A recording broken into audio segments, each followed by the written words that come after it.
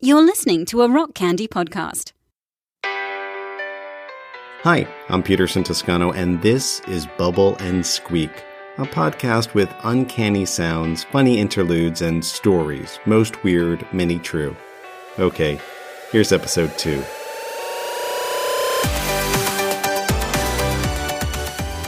Our show today comes in 3 parts.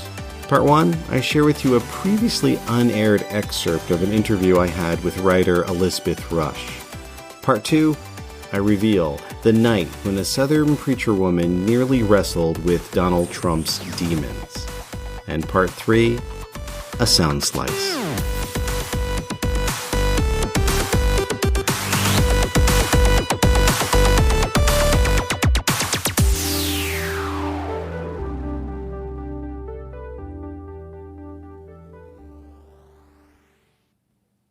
In the summer of 2018, a very hot day in Brooklyn, I sat down with writer Elizabeth Rush. She wrote the Pulitzer-nominated book Rising: Dispatches from the New American Shore. It was a pretty conventional interview for my other podcast, Citizens Climate Radio. She told me about the various coastal communities she visited. It's about spending time in communities that have been always vulnerable and have had a very intimate, particular relationship with an ecosystem type, with a location, and to make them the central actors of the story. So I have a friend who's a political journalist, and she just read the book, and she was like, "You don't interview a single politician." And I was like, yes, because I don't want them to be the decision makers anymore. And these people who live in these communities that are flooding worse and worse, they are becoming activists and trying to address these issues from the ground up. That's what Rising does. And it goes to 9 different communities, and each chapter opens with a monologue that's written entirely in the voice of a resident. Then I asked her a pretty straightforward question. What's something you learned during the research for this book? I think the thing I share with you the raw audio and it is in the of her answer, bit, completely unmastered, unedited. There's a chapter where I'm writing about the National Flood Insurance Program and how increases in flood insurance premiums are pricing certain people out of their homes. And again, that goes back to that, who lives in these really low-lying, soggy lands. There's an inherited history of economic inequality that's often very race-based. So I'm writing about this in this one chapter. And completely independent of that story, I'm repeatedly sexually harassed and assaulted carrying out field work on that journey. Not by that community, but by folks that I thought of as my partners in this undertaking, or a person that I thought of as my partner in this research undertaking. And I also, that same year, had a female student approach me and say, I've had this series of interactions carrying out my field work. What should I do? And it was a man, sending her really inappropriate texts. And I didn't realize until that exchange with my student, when I started to get really angry because she started to doubt her skills as a writer and a researcher. She's one of the most talented students I've ever had. She said, maybe I'm too friendly, maybe I'm too curious, maybe I'm sending the wrong signals. And those are all thoughts that I've had carrying out field work regularly. And it never made me angry until I really heard my students say them. And I think the thing that I learned is that we aren't very good at teaching young women, and I would assume also genderqueer people, how to think about how carrying out how their gender and gender identity is going to impact how they're perceived, how they carry out their field work, and how that will, unless they can take control of that narrative, twist their idea of their own artistic value or their own capabilities as a writer or an artist. And I've been doing this work for over a decade, and it certainly had a negative impact on me, but it wasn't until I saw a student go through it that I understood how pervasive it was. And I think this was also happened before the Me Too movement, but it's been sort of this big eye-opening experience. And my takeaway was that we need, as we train young creative nonfiction writers, but also anthropologists and sociologists, we need to prepare them for some of these experiences, because it's not like they're not going to happen.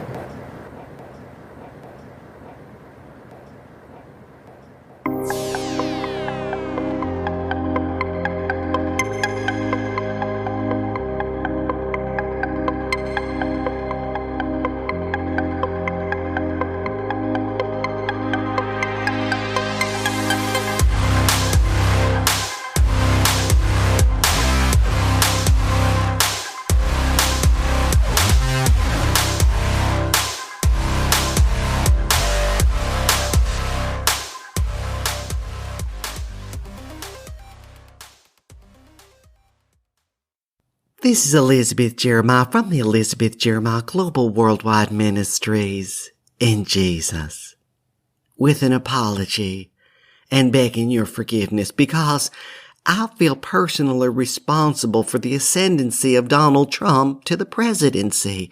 No, I did not vote for him, and I did not vote for her. I wrote in Jesus. But still, I feel responsible because I had the power to stop Donald Trump dead in his tracks, and I failed. It was New York City, 1986. Vernell Jones decided that year we should have our Warrior Women of God Mother and Daughter annual conference and fashion show in New York City. She reasoned that during the off time we could do some touring around the city so that we could bear witness to the homosexuals and the Jews. We stayed at some swanky hotel. We got an amazing deal, so they must not have been doing so well. And they offered a free reception. We stood in the reception area scanning the crowd for some potential converts when all of a sudden, in swoops this young man with hands everywhere. This young man named Donald. I think you know what I'm talking about. Now, I am a taller woman, and as a result, I get some untoward attention, and he was all over me. I was pleading the blood of Jesus. But then I thought, now, Elizabeth Jeremiah, you have been called to the ministry, and I have a spiritual gift. Well, it's a blessing and a curse. I have the gift of the discerning of evil spirits. I can look into someone's eyes and see what demons live inside of them. It's very inconvenient sometimes when you look into a loved one and you see that they are demon possessed. So, I turned my gaze on this Donald to see what was inside of him. I peered deep into his soul and I saw a whole nest of demons. They were like hairless gerbils all crawled up in his gut. There was the spirit of lust, the spirit of lasciviousness, the spirit of adultery, the spirit of greed, a long, long list. Now, whenever you're doing this sort of spiritual operation, it is critical to identify the ruling spirit, because there is one spirit that rules them all, which is something that Tolkien talked about, which I believe he got from the Bible. So I looked deeper into Donald Trump's soul, and I nearly despaired, because I realized that the ruling spirit that ruled them all was none other than the evil spirit of insecurity. This is such a hard demon to deal with, and I knew I could have. If I had the time, it would have taken about a week of fasting and prayer and colonics. I could have extracted that evil spirit and the whole host that went along with it, but I thought I just had other things to do, and this real estate man, what would ever become of him? Well, now we know. And so I beg your forgiveness that I failed to do what I could have done. This is Elizabeth Jeremiah from the Elizabeth Jeremiah Global Worldwide Ministries in Jesus, praying for a better day. I'm disguising all my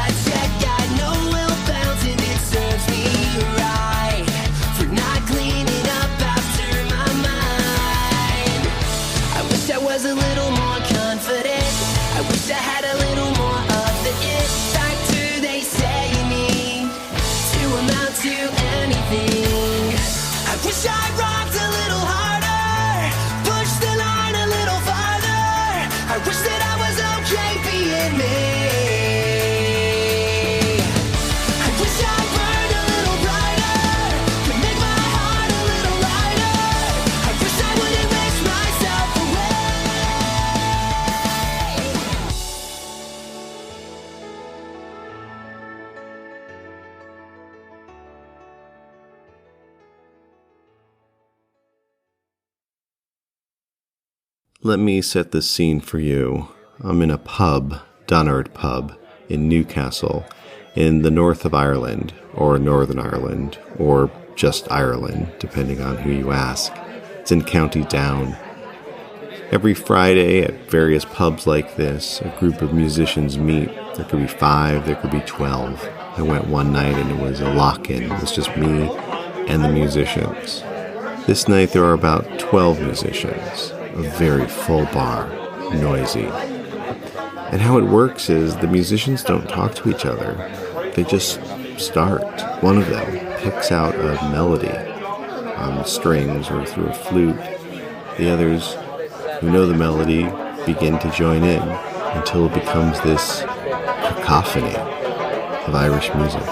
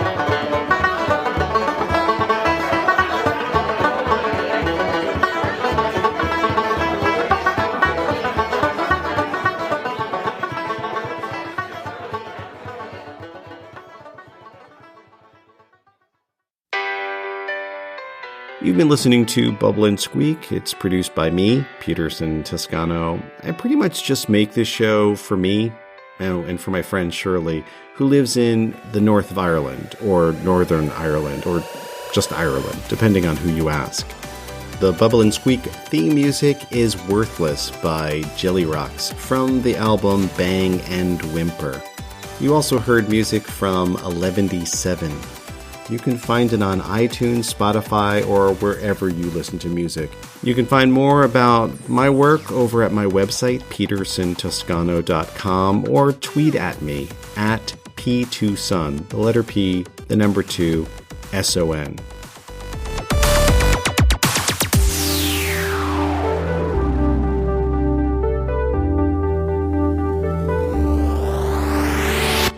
For more shows like this one, visit rockcandyrecordings.com. There may be trouble ahead.